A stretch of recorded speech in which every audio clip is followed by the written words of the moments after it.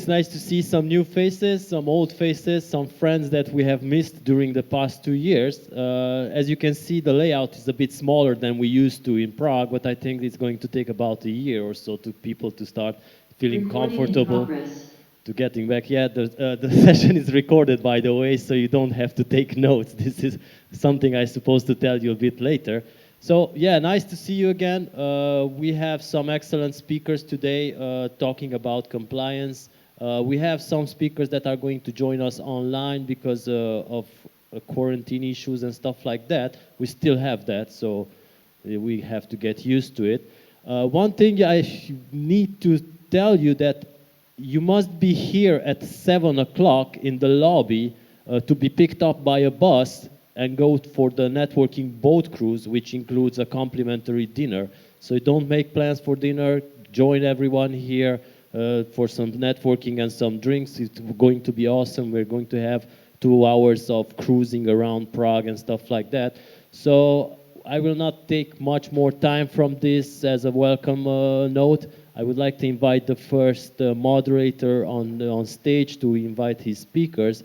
Actually, this moderator, Peter, is new in the speakers and moderators lineup that we used to have in Prague, because Jan is, I don't know, he's probably on vacation or something like that. So Peter, please come on stage and invite your panelists. We have a speaker missing from this panel, Robert Skalina, but he will definitely, you can reach him on LinkedIn if you have questions from him. Thank you. Thank you, Zoltan. So good morning, everybody. Glad to have you here so early in the morning for our first panel, which will be focused on the Czech regulatory environment and gaming industry. I am Petr Kozák. If you don't know me, maybe you almost everybody don't know me now yet, because I'm for the first year here on this summit, and I'm from the Institute for Gaming Regulation on behalf of Jan Řehola, you know probably. And I want to invite our speakers, which will be Vojtech Chloupek, the partner from international law firm Bird & Bird. He heads up the Czech and Slovak intellectual property, tech and comms and media practices and so on. He has been in this industry for a decade, and he's also a member of the International Members of Gaming Law Association. And Jan Kolomicenko, please come on stage. Working now currently for Kaizen Gaming, but he is making gaming advisory for years, 8 years, and they recently obtained a license in the Czech Republic, so it will be interesting to talk about it. And last but not least, Jan Urbanec from Endorphina, the slot game provider, and professional in iGaming and commercial and product side of business, IT and B2C financial services and so on, and also land-based poker specialist. So, and we are missing Robert Skalina, as you were already told. So, as I said, we have a focus on the Czech regulation environment, and I would like to start. We can jump already into the licensing process, because as I told you, Kaizen Gaming recently obtained a license from Ministry of Finance for the Czech Republic for the Betano.cz. So I would like to ask your recent and fresh experience with the licensing procedure in the Czech Republic, and also what irritates you the most, and where the biggest difficulties, also in comparison with other jurisdictions, for example. So the floor is yours. Okay. First of all, hi everyone. It's nice to see you again in Prague after a few years break. And also it was my few years break in speaking live on panels, so please be patient with me. Yeah, well, Betano was happy enough to be the first international operator who ever got the Czech license, so it was quite a challenge. And how was the licensing process? In one word, it was quite painful. And the problem with this is that it wasn't that hard from like the expert kind of way.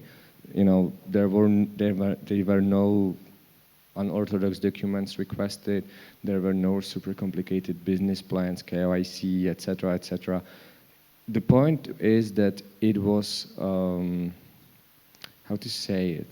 It was like very, not even formal. It was, I don't want to offend anyone, so, but the word is quite. It wasn't really on the high level of expertise. Eventually, it came down to solving out formal issues in applications or in the game plans or in documentations. We were forced to fix typos. We were forced to fix formatting. And, I was lucky enough to be Czech, but so I was able to solve it and work with this. But I can really imagine the struggle of those international operators who don't have the local representations or local employees going through this process, because I seriously don't think that there are any bad intentions from the Ministry of Finance or from the local iGaming stakeholders, those established brands. So I don't think that they are fighting against entering new companies in the market. So it's not the intention.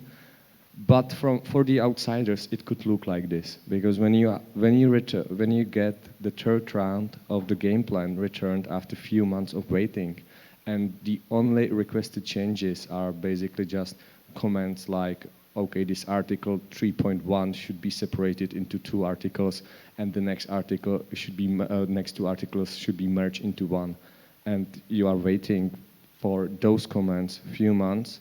You just get that, and it just makes you wonder, why is that even important?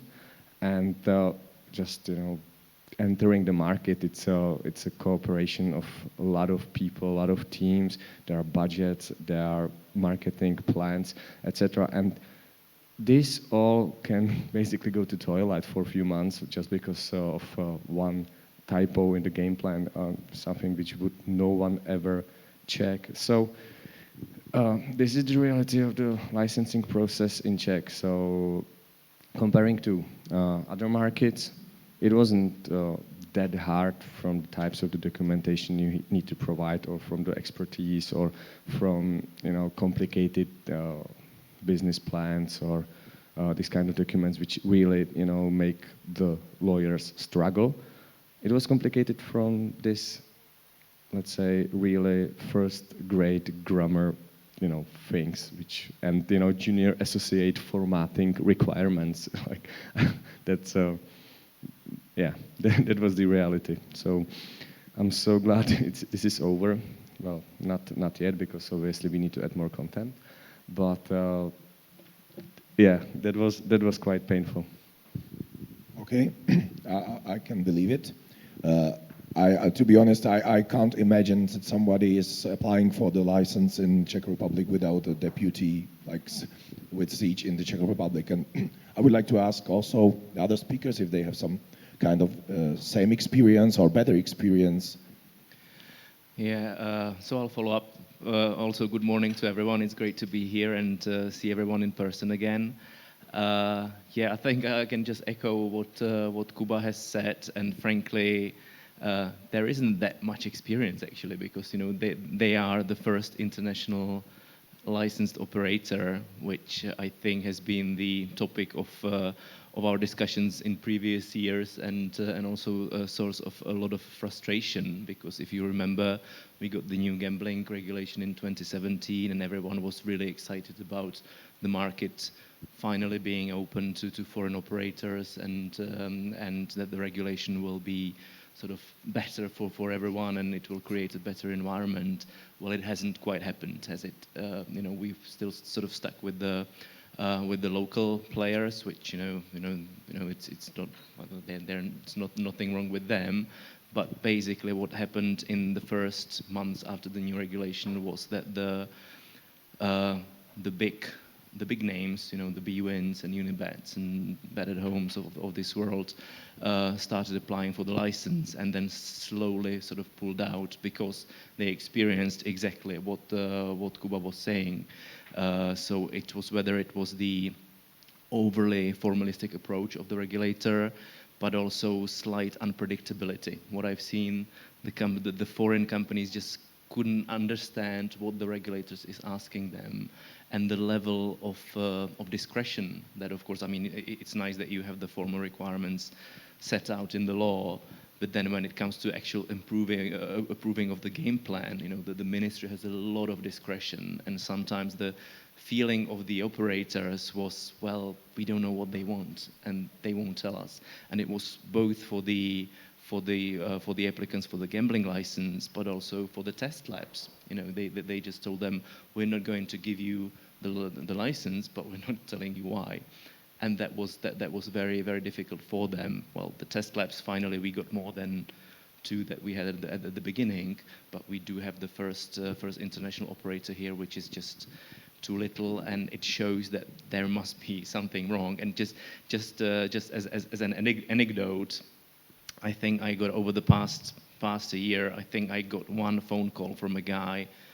I can't remember whether he used to be at bwin or, you know, at one of these, you know, bigger companies, and he was just asking me, well, I changed jobs. I'm now in a new company, and I was asked to look at the Czech Republic as a market. Is it still such a nightmare as it was in 2017-18? And I said, well, nothing's changed, and the tax is higher. So he was like, okay, I thought so. So not interested. Okay. Maybe last experience.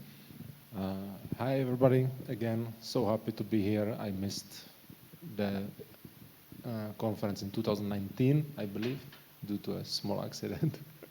And I'm happy to be back, and I just hope that Zoltan manages to get the show rolling, because I love these small expos or conferences, anything that's small.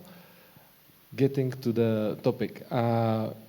Maybe you don't know, but Endorphina is actually certified in the Czech Republic for several months now. And we are sharing this beautiful process with our operators. We have already deals in place, everything is worked out. We have our games integrated, and we are waiting for, well, the regulator.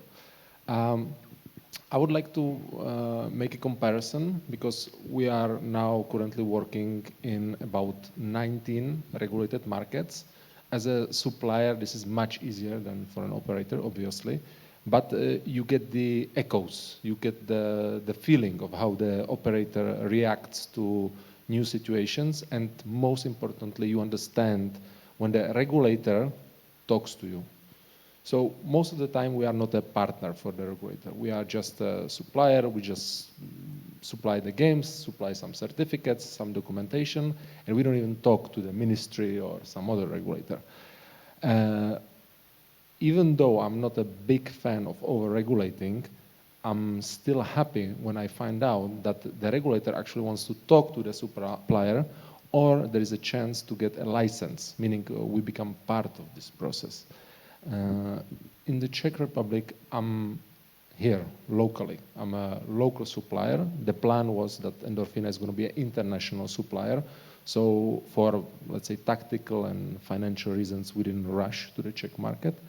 But now that we are here, we get this feeling that there is no will from the regulator to, let's say, attract foreign investment, attract better product, work for the players. So just think about a moment about the cap of 500,000. You cannot win more than 500,000 on slots. What's going to happen in 10 years? You have inflation, hyperinflation. What's going to happen? Like max bet 1,000 crowns? Already it feels like weak. So the question here is, if we get a direct line to a regulator as a provider, we can implant the ideas. Look, guys, you know, things are changing. 2017 was a long time ago, but we don't. We don't get this line. And when I'm talking to operators, they don't get it either. They just have to comply. And I'm not asking for backdoors, but I'm thinking like there should be a person in the ministry or the regulator that can communicate. And in other jurisdictions, this works. So that would be, I think, the goal that should be achieved, not change of regulation, not revolution. But key point, key person inside the ministry that is happy to discuss. No promises, just discuss. Okay, thank you very much. As you maybe know, there is like a process of regulation, gambling regulation assessment process, which is running like for at least 2 years, and it's going to its like final phase, and it will head into the new amendment of the Gambling Act. So all the operators are like expecting maybe something in the licensing process could be made like a little bit easier to make it like more fluent.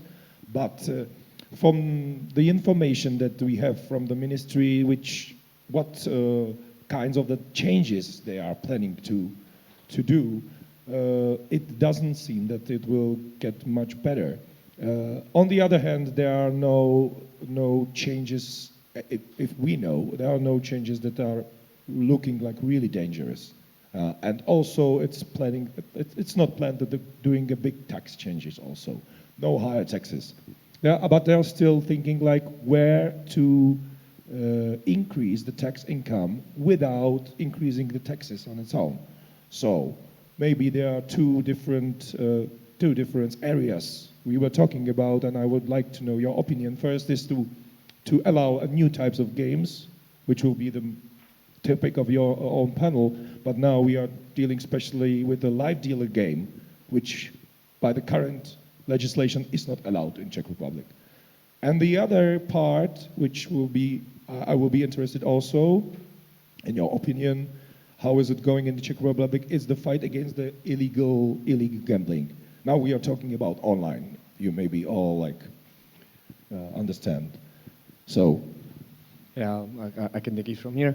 So, getting license or regulate the gambling market, this is not just the restrictions. No, this is providing regulation for something which will happen one way or the other.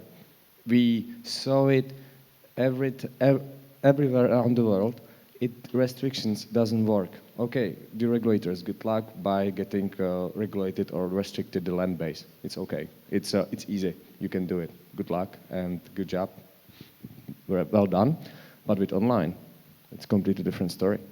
With the online, you just go one click away from every other operator information, whatever you want to achieve, it's just one click away from you. It's not the rocket science. You don't need to be hacker or anonymous genius.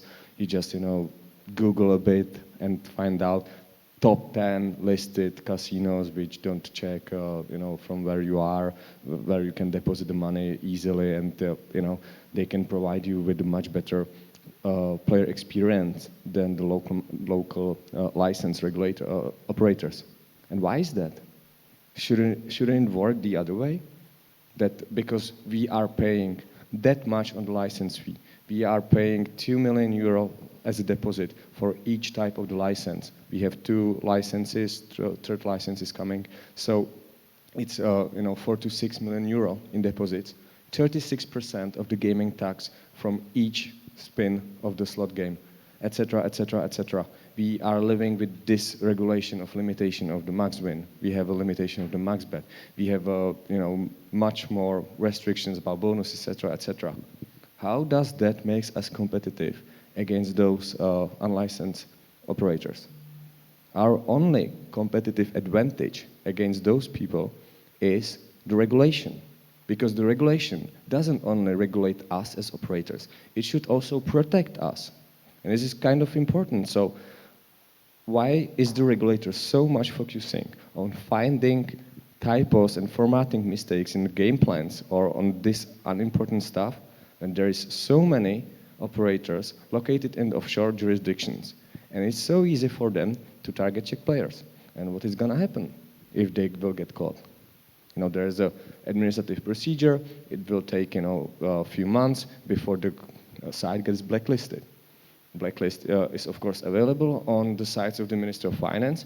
And once again, great job, guys. There's already about 800 companies, or 800 websites. If you take a closer look, we will find out that we are talking about 10 operators in total, because it's just Casino 1, Casino 2, Casino 3, and they're just, a second after the administrative procedure starts, they just create a mirror website and change, redirect the traffic. Nothing is happening for them. So the only prevention against the unregulated market, against the black operators, is to keep the local market attractive. We all want to benefit from it. We want to do our business, which we are good in it, so we want to do it. The players want to get their protection. They want to know that if something goes wrong, they will get their deposits. Also, the state wants to get their taxes. So why on earth are we not cooperating? Why the regulator keep thinking that the regulator is here to prevent us from doing our business? Well, good luck with that. It's not the same thing as in land-based. So it's not going to happen. The only thing which the regulator will achieve using this approach, it will be that more and more players will be playing offshore with no income to the state treasury, no protection of the players, and no legal certainty for those people who are paying that huge fees in order to conduct their business. So, yeah, this is long topic. We can talk about it for a while, but I will, Oh, I will just probably just follow to what you're saying, because I think we share the same opinion. It is difficult to have a different opinion. Probably I think only if we have the people from the ministry here, probably they might take a slightly different view than the business. And I think that's the problem, really, because what we desperately need is a change of the mindset of the regulator, because the law in itself is not horrible. Of course there may be improvements, but it is not a bad law as such. And of course you can look at amendments and keep changing it, year after year. But the question is it really going to change anything when, and as I said, the regulator has a lot of discretion. And if their mindset is, we have to be the police because, all gambling operators are the bad guys, and we're basically overprotecting everyone to the point that, we're protecting people who don't want or need to be protected, then it creates a very bad environment. And as you said, in other countries, there are regulators who actually want to be partners of the business. Of course, they want the companies to comply, but at the same time, they want to create a good business environment for the licensed operators, and so that everyone can breathe, and those who breach the rules, they're punished. But that just doesn't happen here, because as I said, basically the market is effectively closed to foreign reputable operators who tried and wanted to come to this market and decided that it just doesn't make any sense for us to go through all these regulatory hurdles. And of course what this creates, well, I think a lot of gambling activities have effectively moved to black or grey markets, and the regulator just doesn't want to see it. They still, pat themselves on the back and say, well, we now have the blocking of the websites, but I mean, they've blocked 250 or so websites over 5 years, and they belong to 28 operators. And if you ask them how many of these have been actually enforced, because what usually happens is there is a fine going to a company in Curacao or somewhere outside the EU, and it's virtually impossible for the regulator to enforce anything there. So they don't care. Of course, the players who like better games that are licensed in other jurisdictions, they might have sort of better features, no limits, whatever. They're smart enough to use VPNs or basically find ways to actually play the games they want. So, and then the ministry or the regulator is saying, well, we really, targeted all the grey and black market. Well, they haven't really. And so, if the ultimate goal of the government and the regulator, and it is fair to say that we still have a relatively new government from the end of the last year, and I think there were certain hopes that there might be a new breeze into the way that the ministry is looking at things. That hasn't quite happened yet, I think, whether it's because of other issues, COVID, the war in Ukraine, etc. I know, but it just happened. It hasn't happened yet. And if the goal is to increase the tax revenue, which I think it is, then I'm going to repeat what I said on this stage a few years ago. Essentially, the government has two options: either to increase the tax, which they did the last time, and I think it's getting to the point where it's not very appealing to a lot of companies, or they can sort of make the environment better in that they allow new games, they allow more operators on the market, and it's obvious that the market, especially in the online world, it's not stable.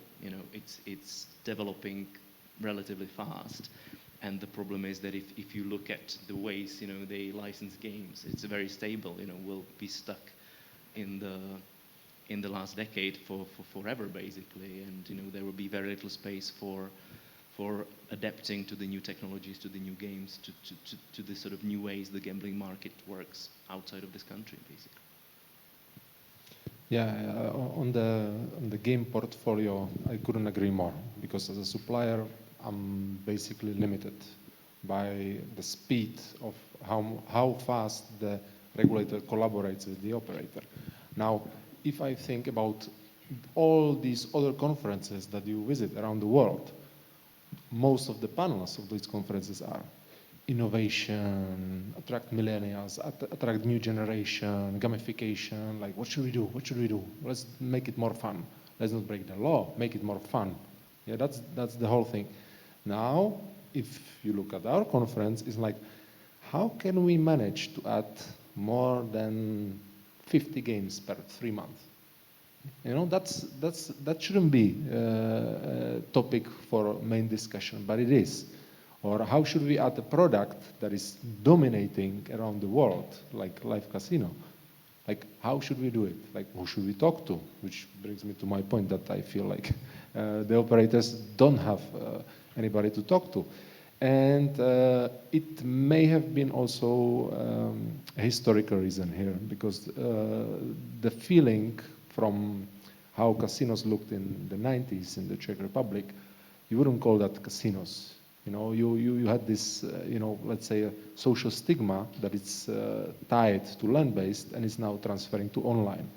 So the good part is that actually operators and suppliers as us have some power in creating a new image. That's the thing that we can do. So we can make things more transparent for the players. Even though the regulator doesn't ask us, we can say, look, mathematics of the game look like this, work like that, and for your benefit, we're going to explain you if we have some questions, And from my experience from other jurisdictions, the players actually appreciate that. Mostly on the Western markets. On the Eastern markets, most of the time you still get just, I would say, feelings. Players are more focused on feeling. But on the Western markets, players are more interested in technology, mechanics, how the game works. How can I get a better bonus? Like if I find out, oh, this game has RTP of 98, that is one of a game of 90, then I'm gonna, play my bonus through this game. But the volatility is different. And you can play with this and try to communicate with the players more. And if the players feel that they are not being abused or being cheated, then in the long term, this may bubble up, even to the ministry. Because at the end of the day, the people sitting in the ministry, they have to go to their families, to their friends and tell them, oh, I'm regulating gambling. And their family and friends are going to tell them, oh, well, give them hell, those bastards. I know a guy in the 90s that, got addicted and his family was completely destroyed. Sure, yes, but there is no reason to use that argument to behave as a suppressive police force instead of a regulator that is there to create a framework, make sure that there is money for the state, and boy, there is money, So that should be maybe our goal to implement some change. Yeah, that's the way how I would believe we should start to approach it.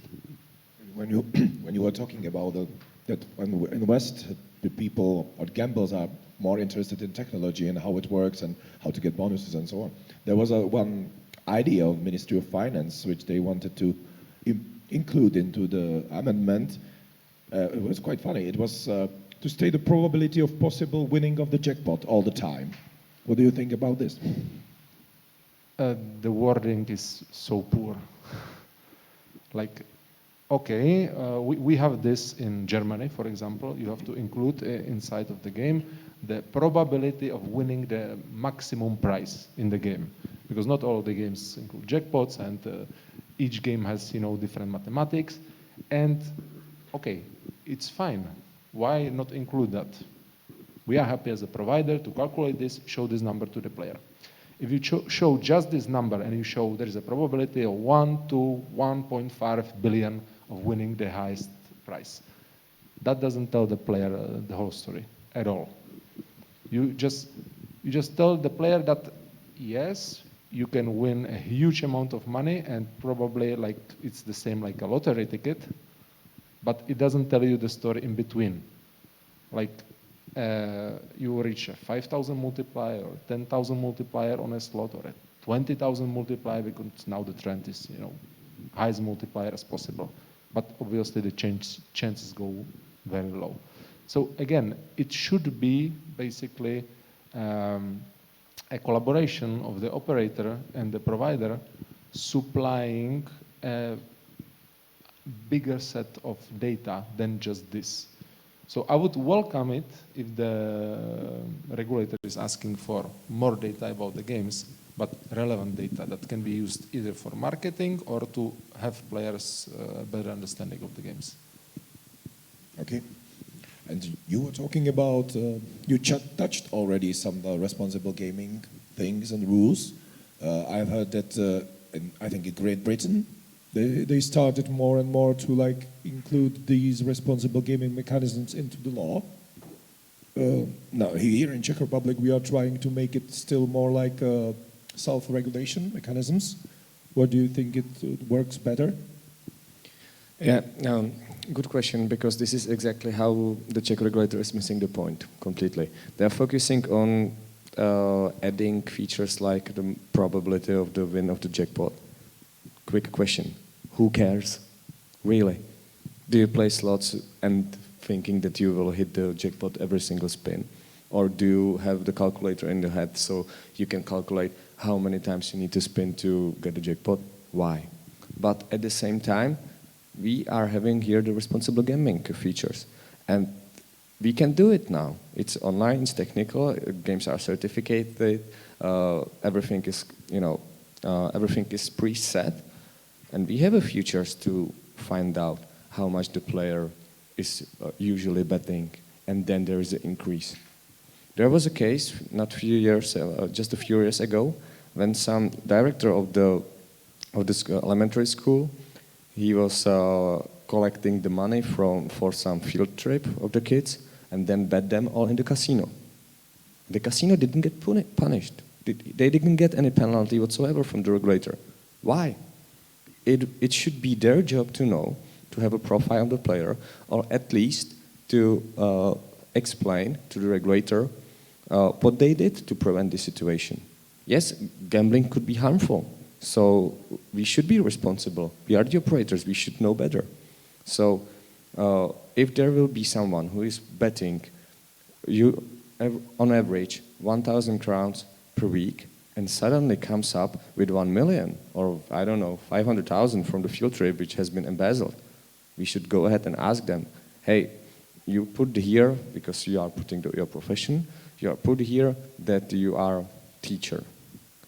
Your average income, this is also what you need to fill in during the registration, is, let's say, 40K per month. Where did you get this 500,000? Or also, it doesn't fit your player profile. So please explain. Yes, is it inherited? Good, but we should work on it. We have ways how to find out that someone is addictive. We have ways how to find out that some players are, they're playing too much. why we are not forced more to use it? This is the way. We are not the bad guys. We are the providers of the entertaining business. We are not trying to destroy the families and be the villains which the regulator thinks we are. So this is what we should focus on, and this is what we should, as an industry, show to the regulators, not only in Czech but all around the world, that this is not our main target to rip off everyone. Our main target is to provide entertainment, and yes, we will make money. We are doing the business for making money, not for the charity. But it should be win-win for everyone. And yes, responsible gambling and those tech measures which can be easily adopted, those are the way to go, in my opinion. Okay. There's one thing. Operators very often are afraid that making these measures in practice can lead into that the player will say, "Hey, I don't want you to come to me and tell me that I should stop or I should play less," and he will left to the concurrence or to illegal. Is that the problem, or how to balance this? That's a very good question, and I believe there are a lot of big and successful companies out there who are very serious about about all these rules and responsible gambling, and they are surely not in shortage of the players, of the users. So of course there will always be some group of people who will try to get the whatever they believe is the best, and will find various shortcuts or will do whatever they want to, especially in the online world, which you can't really when you can't really raise the barriers. They are absolutely unsurmountable. But I think what Kuba was saying was what I was thinking about is that sometimes we try to reinvent the wheel here, whereas there are more advanced jurisdictions where the gambling regulation is way better, or at least where the operators can work better, where the rules on responsible gambling are also a bit more developed, or at least are getting advanced. And yes, we can think about the UK or other countries, and I think we could learn a lot from those countries. And actually, I can because especially in the online world, we're just you can't stop the globalization. So I think if something works well elsewhere, there's no reason it can't work here, and it would actually probably benefit the industry if at the end of the day, this area was relatively harmonized, and so the operators wouldn't have to think so hard about what works here and what works there and doesn't work there, and etc. I don't know if it's the opinion of the operators as well, but I think we don't have to, as I said, reinvent the wheel here too much, but take inspiration from elsewhere and speak with other countries. Well, that sounds like an ideal situation. If you remember, there was still talk about, I would say 5 years ago, that we're going to have a European license. This great myth. Good luck with that. And in fact, if you look at the market, in some point in time, Malta MGA license was this license, if you think about it, in practice, by market standards, but not by regulatory standards. So there was definitely one small period in time that there was an option to use technology to collect taxes from Malta to specific EU regions. But that time is past, and I don't see any way going back into this. In terms of player protection, this is a fine line, because exactly like Jan pointed out, the players will get upset if you start asking personal questions. If I go and I deposit, and this is my first time depositing, I register, I fill the formula, and then I'm filling out too much stuff, and I'm like, okay, this is done. I spent my 15 minutes registering, I don't want to deal with this anymore. And first time I deposit a little bit more than it's expected, or some algorithm on the platform tells me like this is over the expected limit, I get bothered as a player. And then support team asks me, or somebody from regulatory or compliance goes and look, where is the money from, this and that. And we see this in UK, and there is a lot of cases of this. And the operators actually are fighting it because they feel now they are over-regulated. Even from what I understand, even we are not present in the UK market, but suppliers are being over-regulated as well in terms of game design, graphical design of the games. And this is to me the other extreme of where the regulator was going kind of the right way, trying to really protect the player and was focusing on deposit, withdrawals, like what's happening on the money side. But it went overboard, and now I see the only option is there'll be like a big revamp there. Because definitely the UK black market is being punished only because the regulator is active. Yeah, if the incentive, skews a little bit more into like let's withdraw from this market. If some of the big guys, if for example suddenly Sky decides, okay, I don't want to be on the UK market. It's like my home market is too much for me. I'm just gonna do something else. Then you can be 100% sure that those players are going to look for something. They're going to look for the current regulated operators, but then they're definitely going to go offshore. And yeah, like offshore already is a better product. If I go to some Curaçao casinos, I can see crazy innovation, very good ideas, ways how transparently pay out the player and transparently allow the player to deposit, and they don't have to argue with the regulator, which is, it's a little bit, should be scary for the regulators, in my opinion, that look, these guys, 5 guys from, some blockchain startup are able to create a product that's completely beating you in terms of regulation.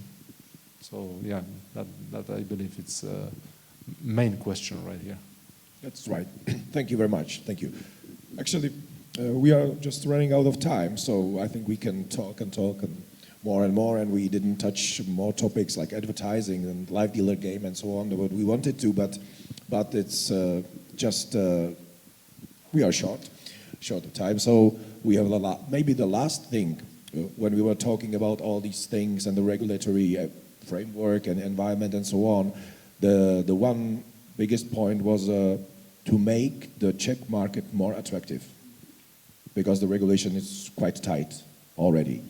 In one sentence, if possible, what is the best way or the best idea to make the Czech market more attractive? Easy, communication.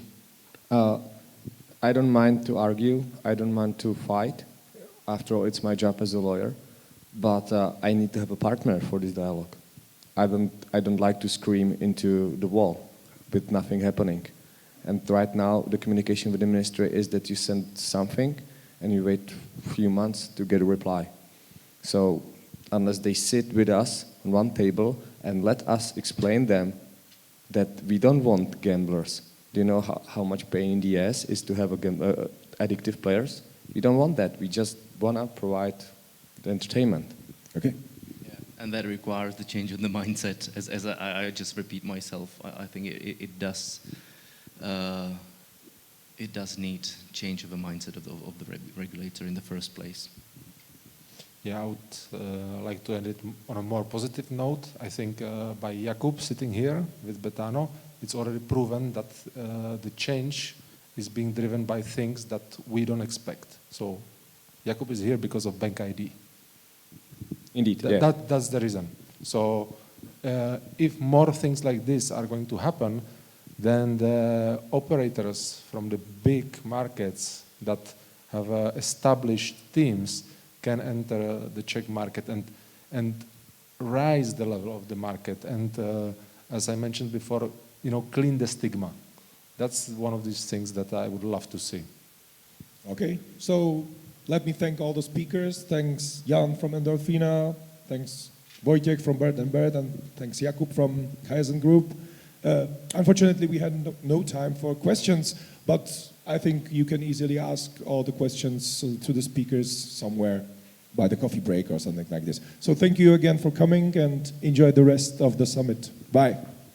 Thank you. Bye-bye. Thank you.